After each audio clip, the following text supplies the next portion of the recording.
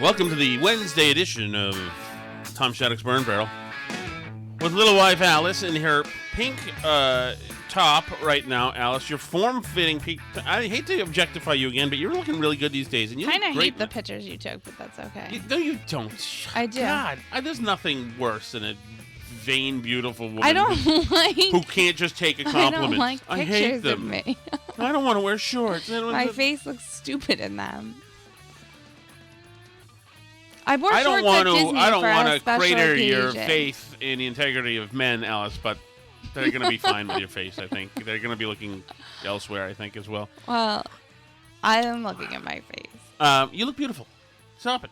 Speaking of that, how beautiful were we today with Paige Lopez? We had fun. We met Paige. She is lovely, isn't she? She's beautiful. She is beautiful. I was surrounded by beautiful women today. And fun and cool, and I liked her a lot. And she invented Awaken 180, which is what we are doing to both lose weight and feel good. Let's not do a real pitch. We're not actually. I do the stuff spots on radio, but we can. Well, we will tell you that that we're both digging it. And I've lost 20 pounds, and Alice has lost how many pounds? 9.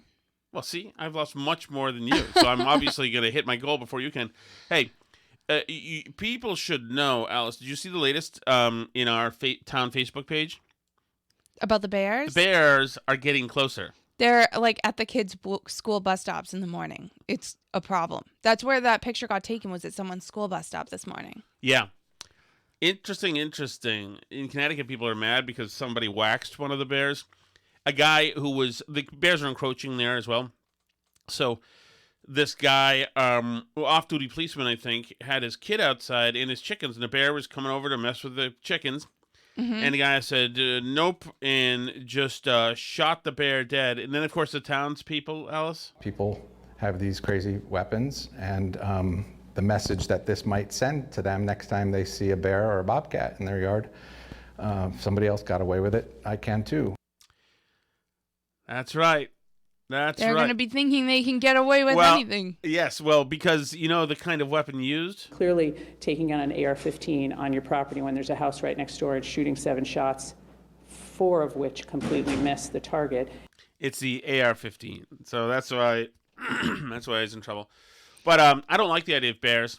I don't want to interact with bears. So you disagree with the people on the Facebook page posting things like gorgeous and beautiful, and we need to learn to live with them. We've completely displaced them from their natural habitat. Yeah. So I actually do think they're cool, and they're I guess beautiful. I don't know. I mean, they're handsome-looking animals, bears, and they're cool and they're interesting. But I don't want to have bears in my perimeter.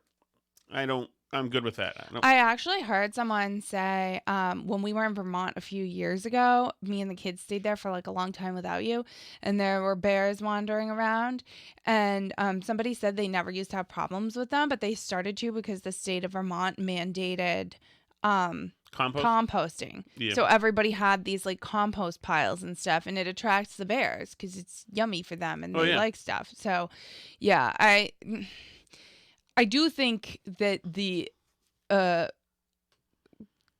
frequency of bear sightings in suburban neighborhoods has to do with human behavior. I just don't think in the ways that the liberals necessarily agree. But yeah, there's one on Moulton Street too, at the chicken coop there. Mm-hmm. And someone suggested electric fencing for the chicken coop to protect it from bears, which seems crazy. So other people suggest going out and making some noise, and other obviously great suggestions for how to handle bears. So they're everywhere. They're all over the place, and they seem to be becoming more frequent for sure. Yeah. Somebody could post, gorgeous things, so much deforestation. Hope they have or find a home where they feel safe. Stop making the bears feel unsafe, honey. All right. So listen to this, Alice. So first of all, what's going on in the world today? I don't know. Like, what's going on in the world? I talked about bears today, and I talked about a school where where the football team, you know this story, where the Yep, you football talked to team me about this. had their season ended because they were pretending, the freshman football team was pretending to fornicate with their helmets. Freshman football players in high school, not a big surprise, in front of cheerleaders. And so because they acted like that, the school canceled the rest of their season, and now people are mad at one of the cheerleaders who tattled. I talked about the bear, whose name is Bobby the bear, who was dead. Everybody loved him. He had a huge social media following. That's the thing, man. If you're an animal in a town, a wild animal, and your social media following gets huge, keep your head down. It's only a matter of time.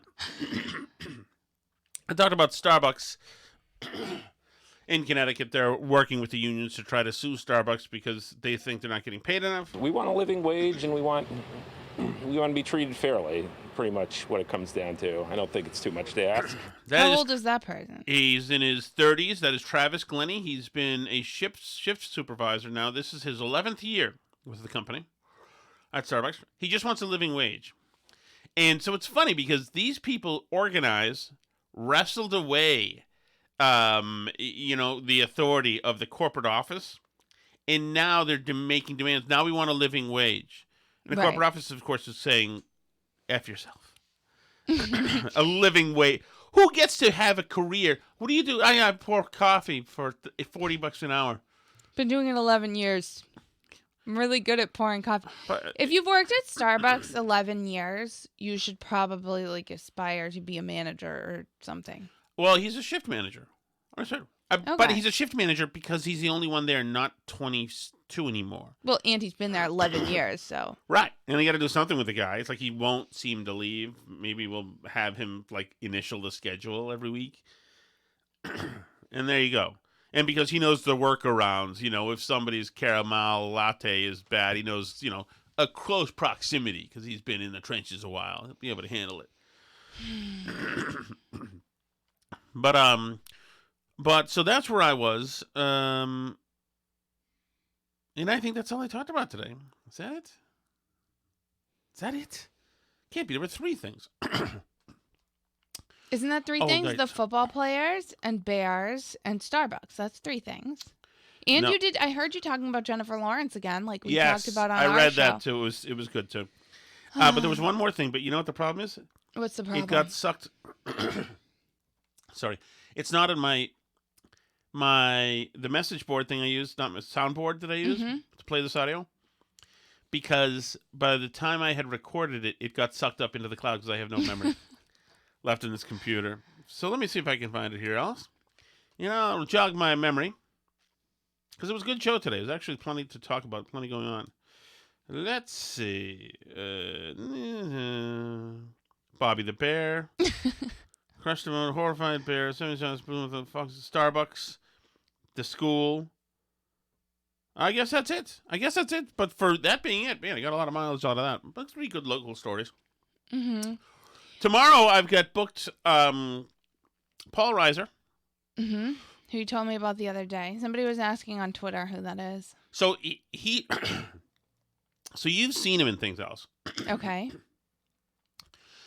He was in Beverly Hills Cop. Don't get any of this wrong now, because I know. I know. The official Merrimack Film Association will come down on me again. He was in Aliens, which is the one you would know. Have you seen Aliens? You must. No. Really? Mm-mm. He plays a weasel. He's wonderful. And what else is he in? Anyway, he was in Diner. Diner's a classic movie.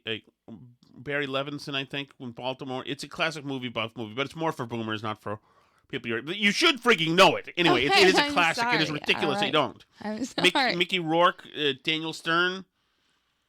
That is. Don't have anything. You don't know who those people are. I know who Mickey Rourke is. Freaking yachts and cocaine. It's not your true. entire life. Your brain is dedicated to that. True. That's not true at all. I have a lot of things in my brain. They're just different things. There's a Paul Reiser here to say, oh, who's that? That's not true. Oh, like you.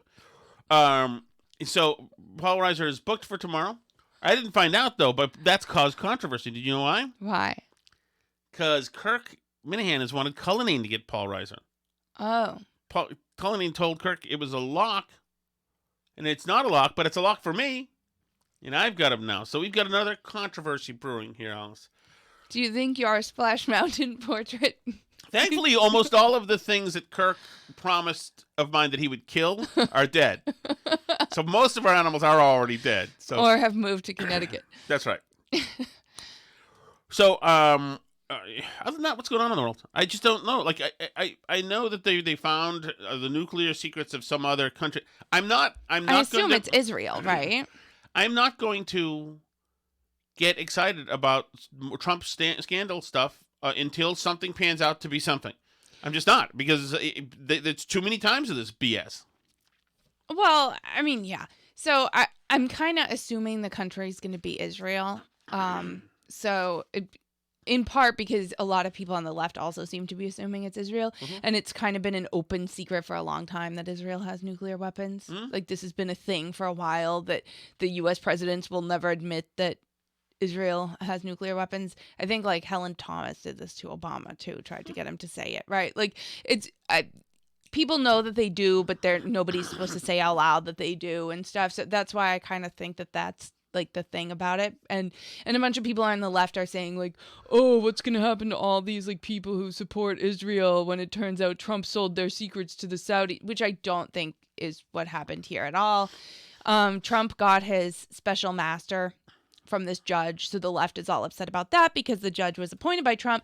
Forget the fact that she was appointed with a huge bipartisan majority. She's a perfectly well-qualified judge. I'm sure she's being fair. A special master is like a person they can have look through it to go through things to decide what should be privileged or not, so it doesn't, like, taint the investigation by having them have stuff, like, that they're not supposed to have, that was, covered by attorney-client privilege or should never have been taken by them, whatever it is, right? So, this was considered this huge victory for Trump. People, I'm, like, kind of bored by this whole thing, I think, like because all of a sudden, like, while we were away in California, everybody learned the word special master and all acted like they all knew about what that was for years, and it's outrageous that Trump got one, and they're, like, all legal experts on how corrupt this judge is and all this stuff. And then you have idiots tweeting, like, who paid off Kavanaugh's debts? Like, that's somehow related to that. I hate it's so dumb. It's so dumb. And the right has their own versions of stuff that they do that's dumb too.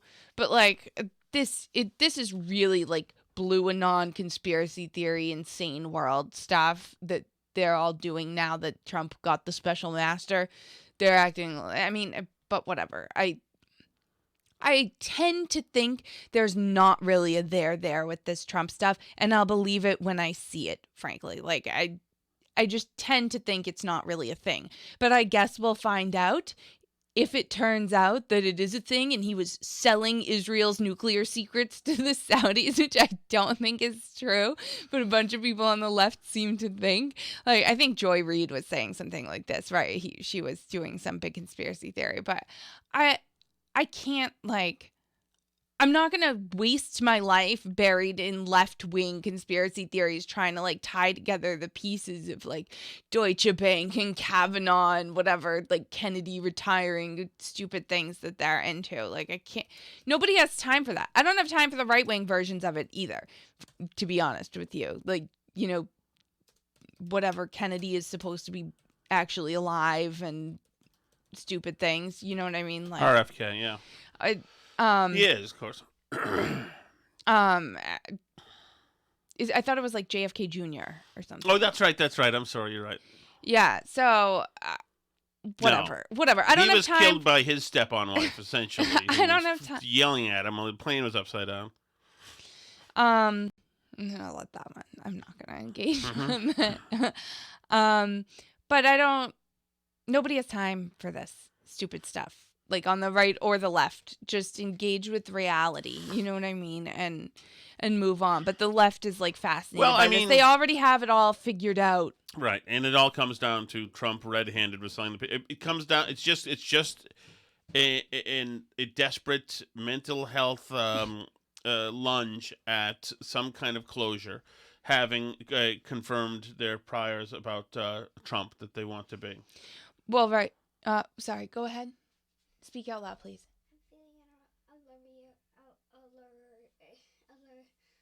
Okay, did you run around when you weren't supposed to? No. Okay, can you bring me the black bag from the laundry room, please? The one with your meds in it?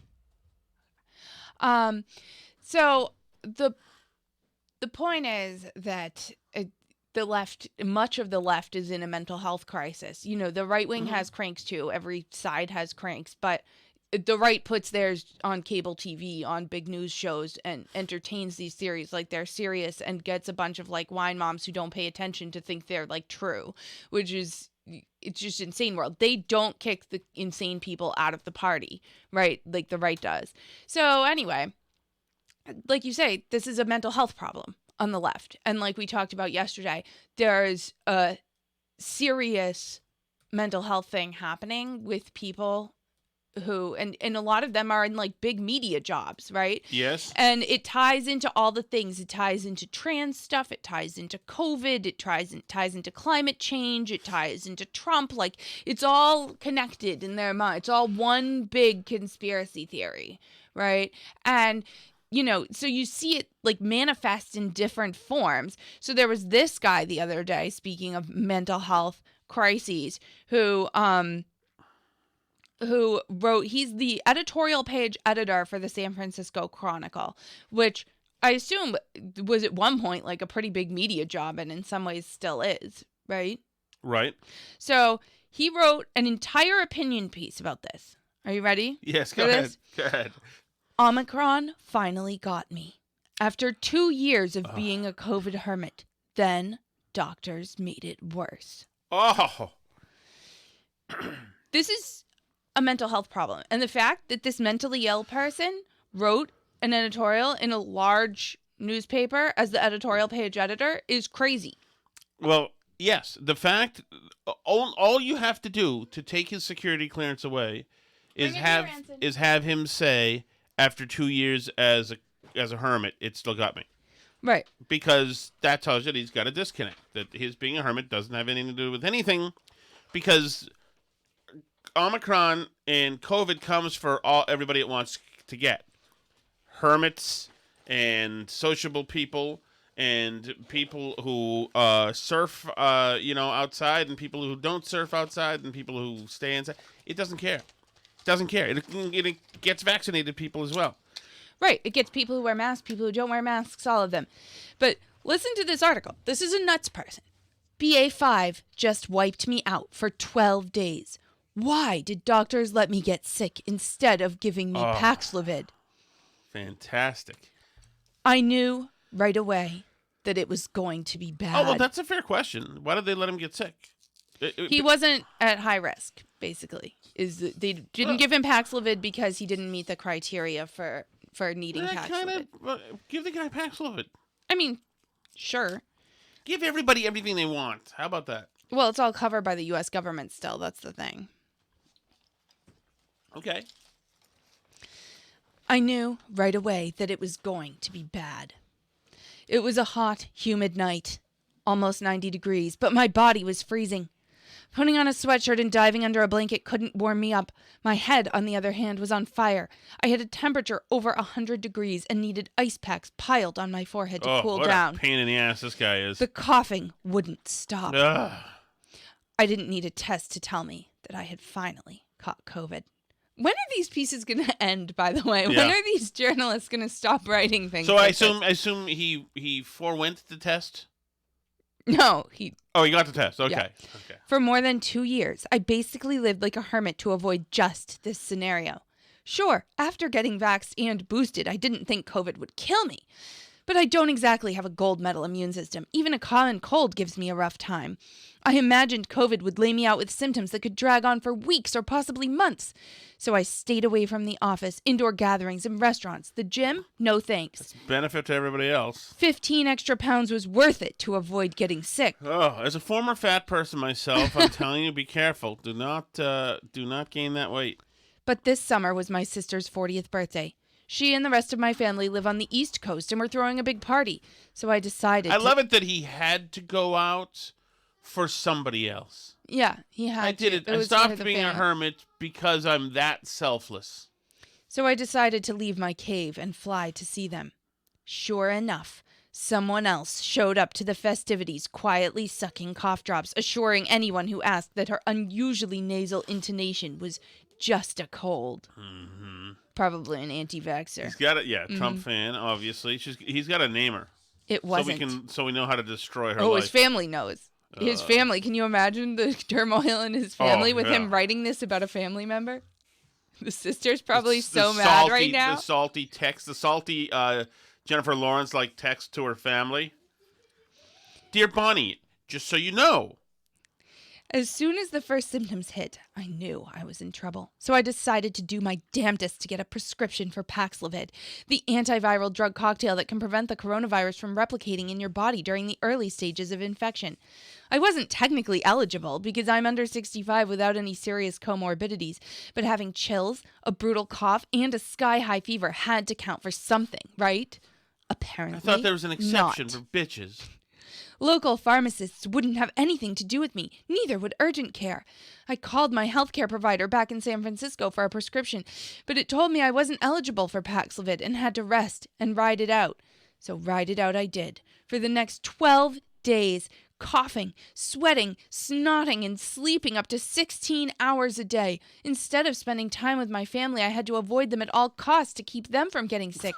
Other than to beg for some food and supplies. Beg for food? There are no delivery services in the rural community they live.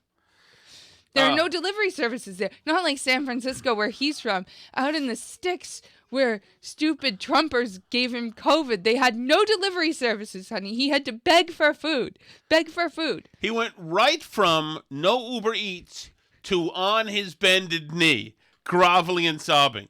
No steps in between. Right there. As soon as he realizes there's no Grubhub, bam, he collapses.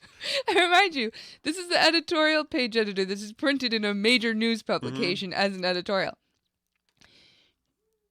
After a wasted vacation, a changed flight, and a few extra sick days, I finally got home a couple of weeks ago. That same day, my partner started showing symptoms of COVID. She, too, was ineligible for Paxlovid. She? Mm-hmm. What? He has a partner, she. Partner in what? I assume a marriage. Oh. Okay. Okay. She just finally tested negative, but neither of us are back even close to full speed. A mildly hilly walk in Golden Gate Park the other day had me huffing like I just ran a marathon. I was in bed by 8:30 that night. I don't know for sure which variant laid us out, but based on infection data, it was almost certainly BA5. Now, as BA 4.6 gains ground and future variants follow, are we going to have to go through all this again if we want to live freely like we did before the pandemic? Because I don't have the sick days or the stomach for that, and I can't be the only one. I'm hopeful the new Omicron booster can break this cycle, but what if it doesn't? Well, I don't know. If your other vaccines and boosters and now having had it don't break the cycle for you, I don't know what's going to help. I think he should be a hermit again. This begs the question. If an antiviral drug like Paxlovid exists that could potentially ease people's COVID symptoms by preventing the virus from replicating in our bodies before it spreads, why are we being so precious about who we give it to? A pharmacist in Canada recently refused to fill a Paxlovid prescription for a 20-year-old with Down syndrome and a history of respiratory infections. How is that sensible public health policy? It's also Canada, so not really much we can do about it here, but I asked the UCSF infectious disease specialist Monica Gandhi why those of us not wanting to feel like garbage for weeks at a time and who need to work or see vulnerable family members can't get easy access to the drug. We give antivirals widely to ease flu symptoms, why not COVID? She replied that Paxlovid is currently being used to prevent death and hospitalizations and that studies of people in my age range have shown no discernible benefits in this regard to taking the drug. Details. You know what's available, sir, to you and your partner? Is ivermectin. It's on the list now. It's on the nice list now. You can take that. Blah, blah, blah. He talks more about Paxlovid. What happens then if the Omicron booster shots prove ineffective at preventing breakthrough infections like the one that waylaid me? Aren't they all breakthrough infections now? I think so. I'm not getting any more shots, right? I'm done. Yeah. Okay. Are we willing to let perpetual sickness be the cost of normalcy? Based on America's COVID response thus far, I'm fairly certain the answer to that is yes, unless folks start agitating. Are we going to rely on insurance company actuaries and the power of positive thinking to guide us back to normal with all the attendant consequences? Or are we going to insist that public health officials study all tools in the arsenal that could get us there with He's as little fine misery with as everything possible? for 2 years in the status quo until he gets a bad flu for 10 days, and then everything in the healthcare has to change immediately. Because We he had must the start flu agitating. and no Uber Eats, and that combination there tore him asunder. That's a mentally ill person. Mm-hmm. And I mean, like, I'm not surprised it's San Francisco. There's also a big story about in the San Francisco Chronicle, a big news story about how the huge deadly algae bloom in the middle of San Francisco Bay that's taking over the bay is caused by all their untreated sewage that they're dumping in the bay because all their sewage treatment plants are hugely out of date and will cost too much to upgrade and they can't do it. So it's really, and you know, Gavin Newsom, like we talked about when we were there in the heat wave, he was telling everyone not to use the heat. That's been on all the news stations now too. California is a failed state full of insane people like this guy. He's an editorial page editor at a huge newspaper. This is who people look to for opinions in California. This is who's like a big influencer of ideas in the state. It's such a lost cause. I don't know what to do about it. Well, I mean, it's funny when they act like that and we win, but it's not funny when they act like that and they're in charge and they win. I mean, we have a psychotic in the White House too. Or we do. Yeah, and our state is going to have a crazy person as governor now too, very soon probably. I mean, so Jeff Deal won the primary. Chris Doty didn't have a chance. I don't care what Howie Carr says. I don't care if you think Jeff Deal has a chance. I distance myself from this lady, by the way. I don't care if you think Jeff Deal has a chance or not, but I love Jeff Deal. I do too, but Chris Doty definitely didn't have a chance because nobody's heard of him, which is kind of a critical thing if you're going to try and be the governor of a state. But whatever. Anyway, so, you know, Jeff Deal's going to be the nominee for governor. I honestly think the reason Baker got out is because I think even with his 75% approval rating, he didn't think he could beat Healy in this state, in this cycle, with the whole party united behind her, all her fundraising. She's a very good politician. More Healy. She's an adult. She can think on her feet, somewhat. She is charming, and intelligent and attractive, literally physically attractive. Yeah, I mean, I guess so. I mean, I've tussled with her before and over at the Herald. There were a couple of times when she didn't. I mean, she dodged. I went after her on the trans issue and bathroom stuff, and she definitely dodged. She's had some bad comments like that's how forests grow stuff and those things, but the bar for Massachusetts state level politicians is not set extremely high, and you know, and she is good. Like she is an adult. She is also a massive moonbat. She's nuts. I'm not trying to take away from the fact that she's a huge ideologue that is going to take the state absolutely down the California path. The problem is the person who's going to take her job at the DA's office, Andrea Campbell, is not only nuts but dumb and a dumb ideologue. I've been in a room with her, and I was astounded at how incompetently limited her thinking was. She was no like bueno. Jennifer Lawrence level. Probably worse, but similar in as she's amateur at so much of it. I mean, I heard we had an editorial meeting with Ayanna Presley a few years ago, and she could talk the talk. She sounded just like she talks. She very headstrong. We need to guarantee equitable outcomes, not just equitable opportunities. She spoke woke very well. She had it all down, and she had a certain level of as deep as woke goes. So she had brought it to memory. She had marinated in wokeness and progressive ideology for a long time. But Andrea Campbell wasn't capable. It doesn't matter. Nobody cares unless you live in Massachusetts and you expecting people to get prosecuted for crimes, in which case it's screwed. I mean, yeah. I don't think Healy's a huge ideologue and she's gonna ruin the state, but I don't think she was at the level of these like Jezebudin or these like really crazy DAs they have in other places. Because she's a progressive. They're absolute activists.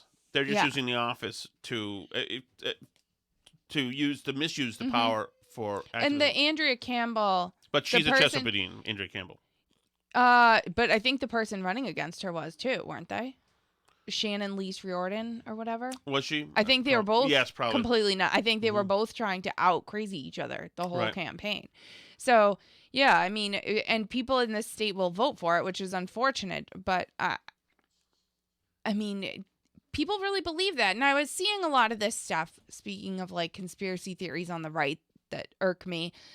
You know, I was seeing a lot of people like going to the polls and saying like that something was wrong at the polls, that like it was the wrong type of pens, or that they were trying to trick you by making the Republican ballots blue and the Democrat ballots red, they're always those colors every year. And every year people think it's a plot to trick them, and it's not. It's truly not. They're truly like that every year. It's a thing.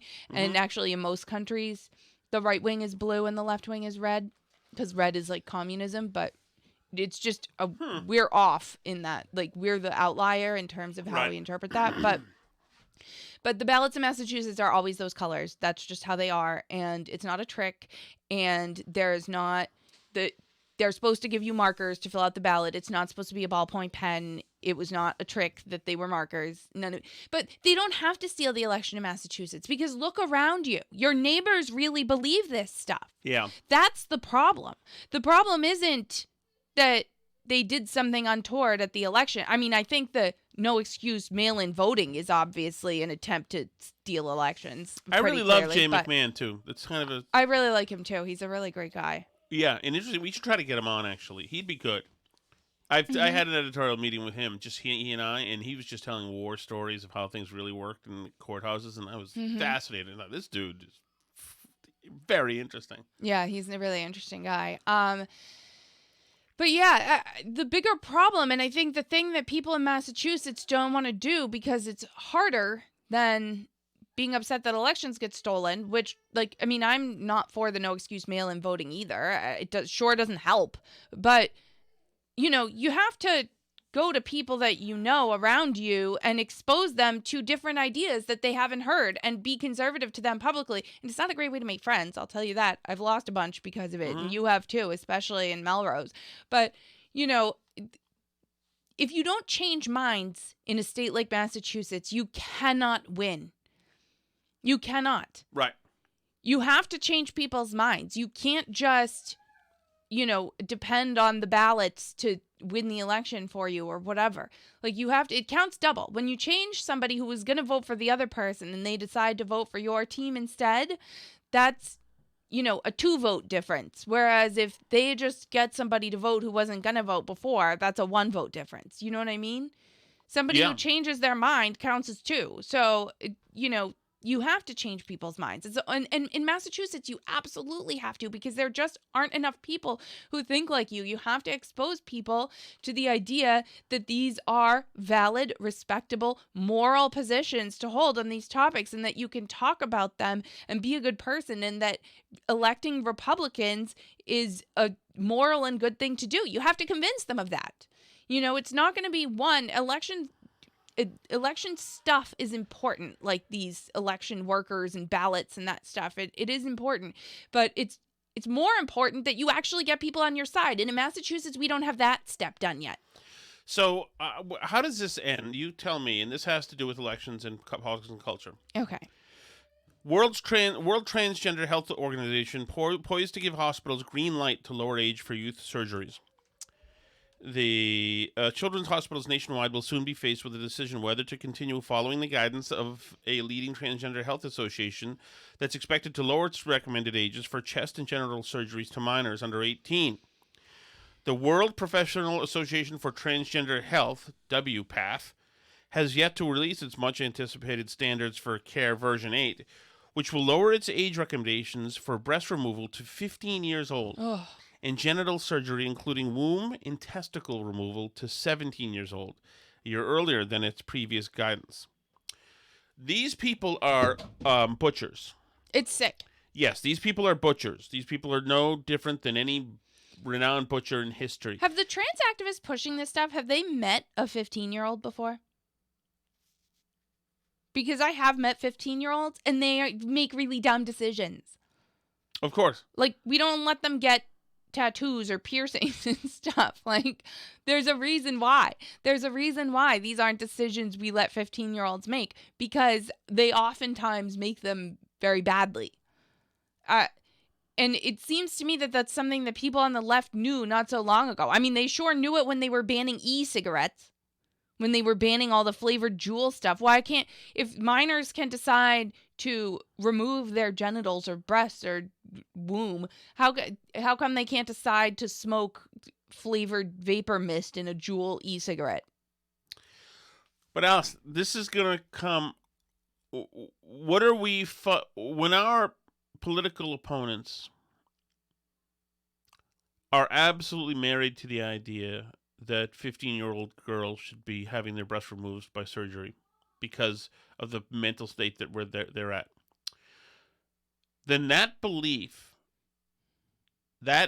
comes from somewhere else. That's not a belief that if we don't, Susie's going to kill herself. That's something that's used to keep us at bay. That's the gun they pointed at us, to keep us at bay from making the arguments. There's something bigger at work if you're an enthusiast of this, which is butchery. You know, at 15, everybody's a little crazy. You know, the same girl, Susie, at 22, may at that point have welcomed her feminine body and being into her own skin and all that stuff. And to have her come to be comfortable with her physicality and having been surgically removed, gone, missing, is a freaking nightmare. It's like it's something you'd write movies about. It's a nightmare scenario that this is something that we're doing. Well, right. And kids. I think there's a few factors at work. I mean, I think there are people like the activists, and I think a good number of the doctors, especially the more activist doctors, actually are twisted people. Who like this for really nefarious reasons. I think a lot of the parents and stuff that are enthusiasts of it and, you know, encourage their kids to pursue these options, I think their motivations are a lot more sort of mundane. Also dark, but mundane. You know, I think that a lot of times the kids who pursue these outlets are, you know, more unhappy with themselves. I think they're maybe not like cool or fitting in or happy with their femininity. And I think that the parents sometimes want, you know, they want a picture perfect family and a picture perfect kid that they can, you know, show off in the family photos. And if the kid isn't being that, well, now you've just found a new way to make them picture perfect and get all kinds of congratulations and excitement on your Facebook post when you post that your child is now they, them, or whatever on the Facebook page.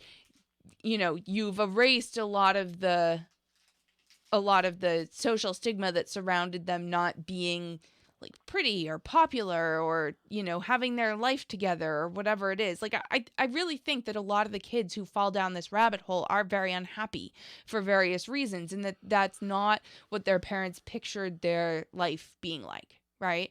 And so then the parents embrace this new identity and social scene, and it comes with all this approbation and people just loving you and patting you on the back and saying how wonderful you are and all this stuff.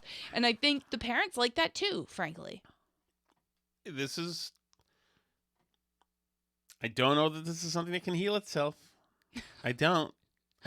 This is not an ideological argument. I mean, it can be in ways, but it's not fundamentally what it is. Yeah, it's emotional. This is coming from an emotional place, especially for the parents of kids that are embracing it, and especially for these like big activist-y people that do it.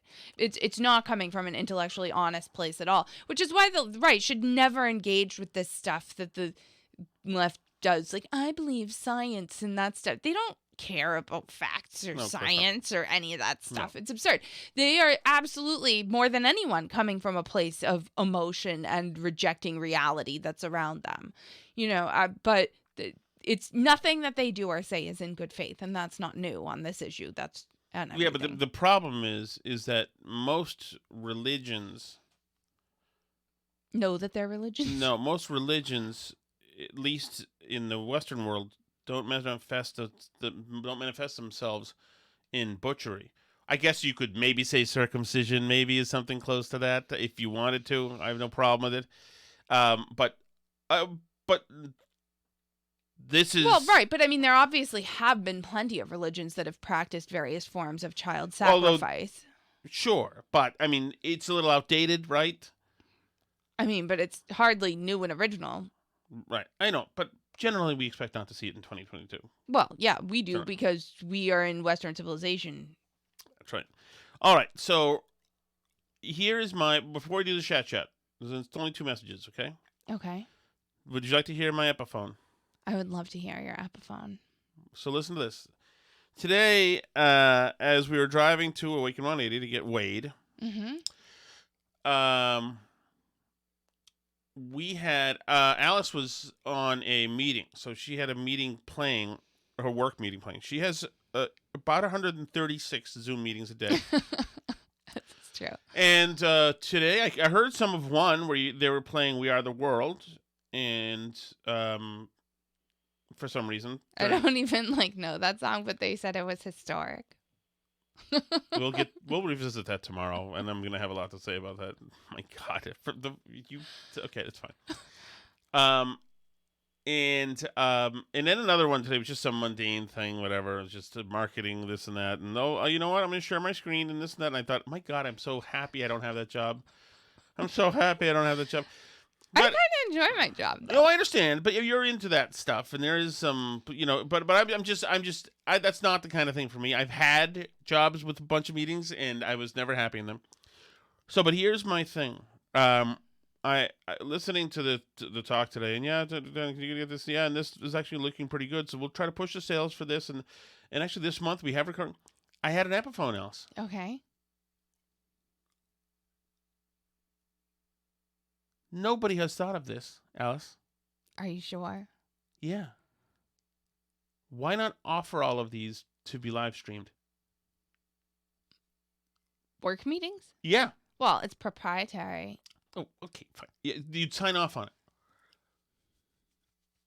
No. Why? Companies hold their No, hold on. I'm not talking about companies hold there and it's a secret strategy. Etc. Just content-wise, it would be either comfortably mundane to listen to somebody's board meeting about textiles that you know nothing about, have no interest in, but to hear that they're having trouble with magenta this month because there's been a flood in the place that makes this color dye, and so we've got back ordered here, and we're instead going to some place in Indonesia and finding something comparable. I mean, that's a nice way to be distracted. For someone like me, that's a nice way for me to be distracted into something. I feel like you could just listen to C-SPAN or something. No, into something I don't care about at all. But it's real. The real people doing stuff. It should be released as podcasts and streaming. You should be able to tune into a incredibly mundane talk, about how the yarn for baseballs being manufactured in Haiti has gone up in price, and so you're going to have to only sell to high market teams. I don't know what it is. I don't think companies would do it because they like everything to be confidential. Oh, I understand, and it's shady too. Except, what if this became a new profit center for companies? People like hearing our mundane meeting. The Monday morning creative meeting where everybody comes in with 3 ideas and throws them in the wall. And everybody knows, like the honcho in the room knows, it's a waste of time. They're not going to take anybody's idea. But at least they'll hear them. I think it could be Yeah, interesting. I've invented this. Okay, well, It's start happening. a company and see if they'll do it. I'm recording your entire day tomorrow, as a matter of You fact. can't do it to my company without their permission.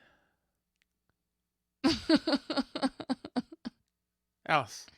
You also can't record I'm a people huge without telling star, them. You my can't friend. record people I can without do what I telling want. them. I You're can not do what I it's want. illegal. We had headshots done. I've got It's my name on a illegal. website. Illegal.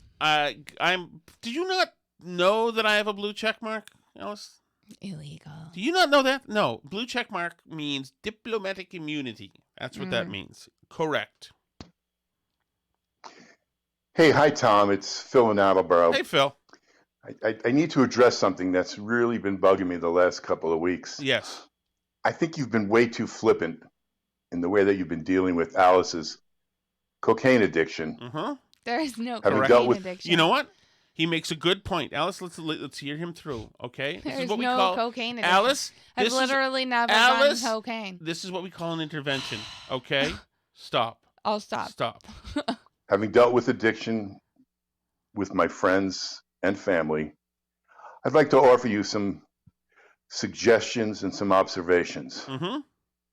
First, be aware that addicts can be very manipulative. Yes, It true. appears you often fall for Alice's disingenuous explanations.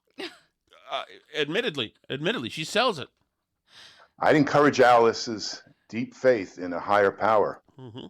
Suggest that she turn her problems over to God. In fact, the Eastern Orthodox Church is a terrific vehicle for this. There you go. Finally, discuss with her the need to make amends with everyone she may have harmed. Yes. Beginning with the person right in front of you right now. Maybe we can start during the birth of our son, James. Is there something you'd like to say to me now, Alice? I'm very sorry I squeezed your hand too hard while I was giving birth to a human being. Thank you. Do you feel an incredibly burden lifted now? Oh, wait, it's lifted. Especially your Patreon listeners and viewers. Yep. It's going to be tough, but with your determination and a little bit of luck, I think she can make it. You see? Great to have you back. See ya. This isn't the end of your cocaine journey, Alice. This is the beginning of a new journey. There's no Yes. cocaine journey. Thank you. though. That's Thank you, the Phil. only thing about I appreciate it. that. I thought that was very therapeutic and helpful for us. It is both the end and the beginning because it starts and stops at the same point, which is never. Oh, my. Oh, here goes stage 3 lashing out. Uh-oh. Stop.